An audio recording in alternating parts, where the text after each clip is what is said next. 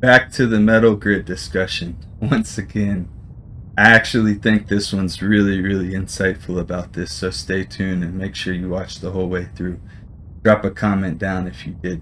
Alright, so typically, recently, with having an Insight Golem from your Metalgrid amulet on a non-necromancer character, because you don't have Golem mastery, the Golem is very weak, essentially. He's got a low health pool, his resistances are low, all these various things, so you have to babysit him. I was thinking that using him on a Berserk Barbarian would be the best, which is probably the safest way to go, because you do increase his health pool a lot and his defense and other things. But aside from that, aside from maybe a Summon Druid, which also I'm going to have to test eventually, I think this Assassin, because of having your Mercenary basically with your Infinity and your traps doing so much damage, and you're going to want to have Enigma on this particular build. But because of all those different factors, in addition to having your Shadow Master or Shadow Warrior, either one, I think I use Shadow Master. Yeah, I use Shadow Master. Let me know which one you prefer, Shadow Master or Shadow Warrior. I know they have slight variations in the way that they do skills and certain things like that. I'm under the impression that Shadow Master is probably better, but let me know, I might be wrong. Let me know about that in the comments. But my main reason for having the Shadow Master in the first place is usually if I was just playing and I didn't have the Golem, I wouldn't use her, because sometimes she casts Confuse on the enemies, and that can stop me from being able to take out like the last monster in a crowd or something. You know, whatever the case may be. It kind of feels like it makes the traps a little bit less efficient. But having her there when I'm teleporting, me basically having three people with me every time I teleport somewhere, he's way less likely to die. So that's my thinking on that. So with all of that said, rants over with, let's showcase the build actually in play, and hopefully we don't contradict ourselves by having our Golem die. Another point that I would also like to make about this build, might need to turn my volume down a tad so you can hear the whole thing. This wind, the hits blind target when I'm whirlwinding through packs, also helps protect him a little bit. Like right now, while he's got amp damage on him, you know, being able to blind my enemies when I whirl into him is going to help keep him alive a little bit better than it normally would. That's not a bad charm. I'm just like, my whole inventory at this point of the game is so stuffed full, I barely have room for anything. I'm literally, every session I play, I'm constantly giving items away. See that when they have that, he's like unable to do shit. See my Golem, but look at my Golem, look how much damage he takes when he's amped like that, like everything. So I mean, you're always gonna have to keep an eye on the Golem. Greetings. And I definitely think having the Prayer Mercenary helps as well. Because like there could be a time maybe when you're playing and you don't have any town portals and you're able to just teleport away, wait a second, and let your Golem heal up because of the prayer. So I mean, there's different ways to play it. This isn't you're not going to want to use the Metalgrid Iron Golem if you just want to carelessly rush through the level and not really pay attention.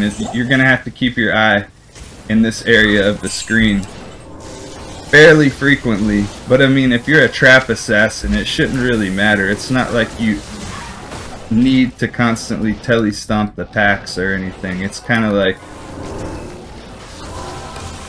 it's like a game within a game. We're playing keep away with the Iron Golem.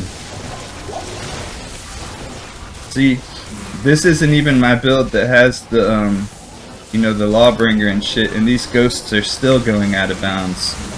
So I mean, I don't really think that it's even a big deal having having whatchamacallit in Chaos, having like Lawbringer, having Azarath in here. It can be annoying when it pushes Grand Vizier off, but I think for the most part it's more of a net positive than a negative.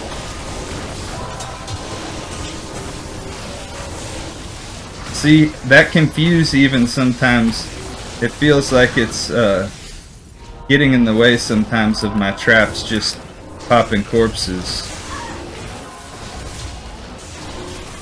Because then once it wears off, that enemy's still up, but I do think it'll be more useful on higher player counts. Oh man. I was gonna make a Call of Duty video talking about the new beta. I really don't like the latest Call of Duty. I don't like the way that they've been going recently. I really feel like games as a service, software as a service, getting into video games has messed things up over the past couple of years, especially with Call of Duty. Just getting content drip fed to you as opposed to getting a full game on release.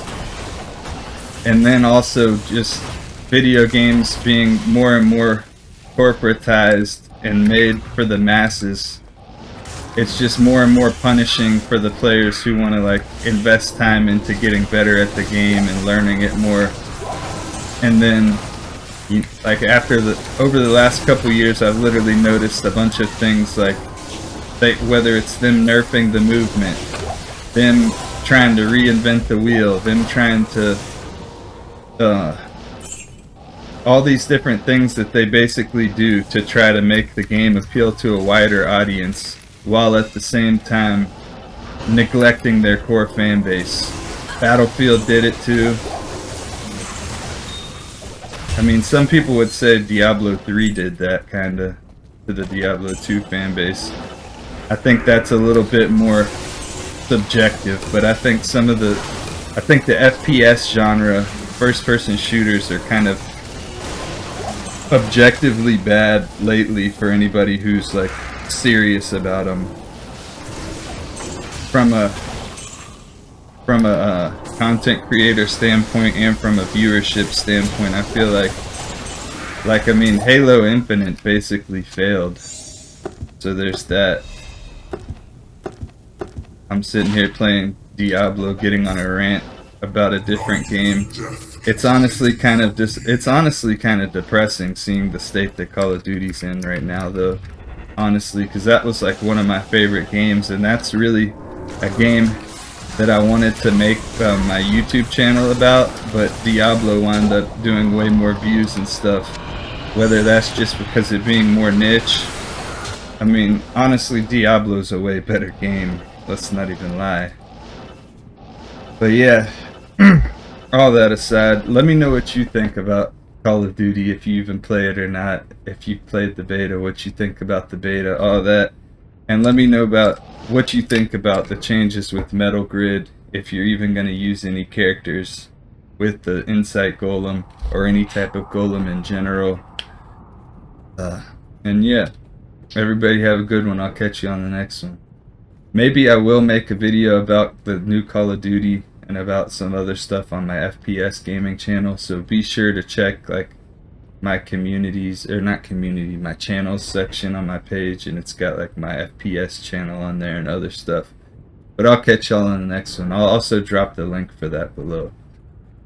Take it easy, guys.